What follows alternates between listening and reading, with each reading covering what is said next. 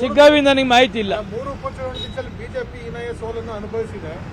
3 ಕ್ಷೇತ್ರಗಳು ವಿಶೇಷವಾಗಿ Shiggavi BJP ಕ್ಷೇತ್ರನೇ.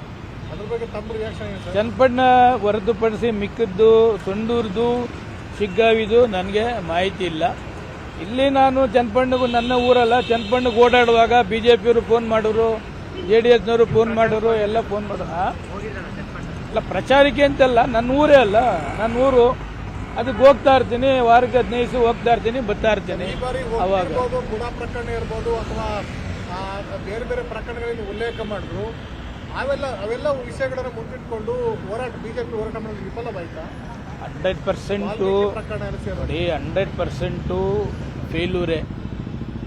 HD ದೇವೇಗೌಡರು ಕಾನೂನುವಾಸಕ್ಕೆ ಬರಲಿ, ಯಾರು ಬೇಡ ಅಂತ ಹೇಳ. ಈ ಇಳಿ ವಯಸ್ಸಿನಲ್ಲಿ DK ಶಿವಕುಮಾರ್ ವಿರುದ್ಧ ಮಾತನಾಡೋದು, ಈ ಸರ್ಕಾರನ ಕಿತ್ತೆಸಿತೀನಿ ಅನ್ನೋದು, ಗ್ಯಾರಂಟಿ ನಿಲ್ಲಿಸ್ತಾರೆ ಅನ್ನೋದು, ಇವರ್ಯಾರು ಕೂಡ ಡೆವಲಪ್ಮೆಂಟ್ ಆಧಾರದ ಮೇಲೆ ಮತ ಕೇಳಲಿಲ್ಲ. ಡೆವಲಪ್ಮೆಂಟ್ ಆಧಾರ ಕೇಳಬೇಕಾಯ್ತು. ಚನ್ನಪಟ್ಟಣದಲ್ಲಿ ಇವರೇ ಮುಖ್ಯಮಂತ್ರಿ, ಶಾಸಕರು, ಈಗ ಕೇಂದ್ರ ಸಚಿವರು, ಎಲ್ಲರೂ ಮತದಾರ ಕೊಟ್ಟವರೆಲ್ಲ ಈ ಥರ ಓಡಾಡ ನೆಸೆಸಿಟಿ ಇರಲಿಲ್ಲ. ಅದೆಲ್ಲ ಕೂಡ ಫೇಲ್ಯೂರ್ ಆಯಿತು. DK ಶಿವಕುಮಾರ್ ವಿರುದ್ಧ ಮಾತನಾಡಬಾರ್ದಾಗಿತ್ತು, ಸಿದ್ದರಾಮಯ್ಯ ವಿರುದ್ಧನೂ ಕೂಡ ಮಾತನಾಡಬಾರ್ದಾಗಿತ್ತು. ಅಲ್ಲಿಯ ಜನರಿಗೆ ತಕ್ಕ ಉತ್ತರವನ್ನು ಕೊಟ್ಟಿದೆ. Thank you. ಕನ್ಸಲ್ಟೇಟ್ ಆಗಿ ಜಮೀರ್ ಅಹಮದ್ ಹೇಳಿದಂತ ಹೇಳಿಕೆಯಿಂದ ಅಂತ ಹೇಳ್ತಾರೆ, ಅದು ಏನಾದ್ರು ಪರಿಣಾಮ ಬೀರಲಿಲ್ಲ ಚುನಾವಣೆ ಮೇಲೆ ಎಲ್ಲ. ಜಮೀರ್ ಅಹಮದ್ ಹೇಳಿಕೆಗಳು ಕೂಡ ಅಲ್ಲೇನು ಪರಿಣಾಮ ಬೀರಲಿಲ್ಲ.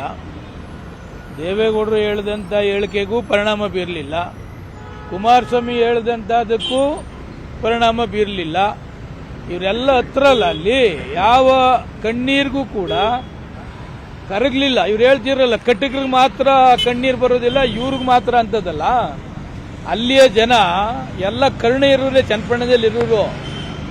ಯಾರು ಕಣ್ಣೀರು ಹಾಕ್ತಾರೆ, ಯಾವ ಕಣ್ಣೀರು ಹಾಕ್ತಾರೆ, ಯಾವ ಸಂದರ್ಭ ಕಣ್ಣೀರು ಹಾಕ್ತಾರೆ ಅಂತಕ್ಕಂಥದ್ದು ಚನ್ನಪಟ್ಟಣ ಜನರಿಗೆ ಸಂಪೂರ್ಣ ಮಾಹಿತಿ ಇದೆ. ಆದ್ರಿಂದ ಕಣ್ಣೀರಿಗೂ ಕೂಡ ಚನ್ನಪಟ್ಟಣ ಜನ ಕರಗೋದಿಲ್ಲ. 100% ನೋಡಿ, 100% ಫೇಲ್ಯೂರೇ. HD ದೇವೇಗೌಡರು ಕಾನೂನುವಾಸಕ್ಕೆ ಬರಲಿ, ಯಾರು ಬೇಡ ಅಂತ ಹೇಳ. ಈ ಇಳಿ ವಯಸ್ಸಿನಲ್ಲಿ DK ಶಿವಕುಮಾರ್ ವಿರುದ್ಧ ಮಾತನಾಡೋದು, ಈ ಸರ್ಕಾರನ ಕಿತ್ತೆಸಿತೀನಿ ಅನ್ನೋದು, ಗ್ಯಾರಂಟಿ ನಿಲ್ಲಿಸ್ತಾರೆ ಅನ್ನೋದು, ಇವರ್ಯಾರು ಕೂಡ ಡೆವಲಪ್ಮೆಂಟ್ ಆಧಾರದ ಮೇಲೆ ಮತ ಕೇಳಲಿಲ್ಲ.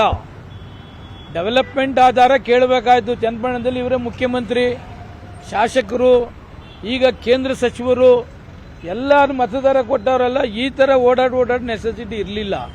ಅದೆಲ್ಲ ಕೂಡ ಫೇಲ್ಯೂರ್ ಆಯಿತು. DK ಶಿವಕುಮಾರ್ ವಿರುದ್ಧ ಮಾತನಾಡಬಾರ್ದಾಗಿತ್ತು, ಸಿದ್ದರಾಮಯ್ಯ ವಿರುದ್ಧನೂ ಕೂಡ ಮಾತನಾಡಬಾರ್ದಾಗಿತ್ತು. ಅಲ್ಲಿಯ ಜನರಿಗೆ ತಕ್ಕ ಉತ್ತರವನ್ನು ಕೊಟ್ಟಿದೆ. Thank you. ಕನ್ಸಲ್ಟೇಟ್ ಆಗಿ ಜಮೀರ್ ಅಹಮದ್ ಹೇಳಿದಂತ ಹೇಳಿಕೆಯಿಂದ ಅಂತ ಹೇಳ್ತಾರೆ, ಅದು ಏನಾದ್ರು ಪರಿಣಾಮ ಬೀರಲಿಲ್ಲ ಚುನಾವಣೆ ಮೇಲೆ ಎಲ್ಲ. ಜಮೀರ್ ಅಹಮದ್ ಹೇಳಿಕೆಗಳು ಕೂಡ ಅಲ್ಲೇನು ಪರಿಣಾಮ ಬೀರಲಿಲ್ಲ. ದೇವೇಗೌಡರು ಹೇಳಿದಂಥ ಹೇಳಿಕೆಗೂ ಪರಿಣಾಮ ಬೀರಲಿಲ್ಲ. ಕುಮಾರಸ್ವಾಮಿ ಹೇಳಿದಂಥದಕ್ಕೂ ಪರಿಣಾಮ ಬೀರಲಿಲ್ಲ. ಇವರೆಲ್ಲ ಹತ್ರಲ್ಲ, ಅಲ್ಲಿ ಯಾವ ಕಣ್ಣೀರಿಗೂ ಕೂಡ ಕರಗಲಿಲ್ಲ. ಇವ್ರು ಹೇಳ್ತಿರಲ್ಲ, ಕಟ್ಟಕರಿಗೆ ಮಾತ್ರ ಕಣ್ಣೀರು ಬರೋದಿಲ್ಲ, ಇವ್ರಿಗೆ ಮಾತ್ರ ಅಂತದಲ್ಲ. ಅಲ್ಲಿಯ ಜನ ಎಲ್ಲ ಕರುಣೆ ಇರೋರೇ, ಚನ್ನಪಟ್ಟಣದಲ್ಲಿ ಇರೋರು. ಯಾರು ಕಣ್ಣೀರು ಹಾಕ್ತಾರೆ, ಯಾವ ಕಣ್ಣೀರು ಹಾಕ್ತಾರೆ, ಯಾವ ಸಂದರ್ಭ ಕಣ್ಣೀರು ಹಾಕ್ತಾರೆ ಅಂತಕ್ಕಂಥದ್ದು ಚನ್ನಪಟ್ಟಣ ಜನರಿಗೆ ಸಂಪೂರ್ಣ ಮಾಹಿತಿ ಇದೆ. ಆದ್ರಿಂದ ಕಣ್ಣೀರಿಗೂ ಕೂಡ ಚನ್ನಪಟ್ಟಣ ಜನ ಕರಗೋದಿಲ್ಲ.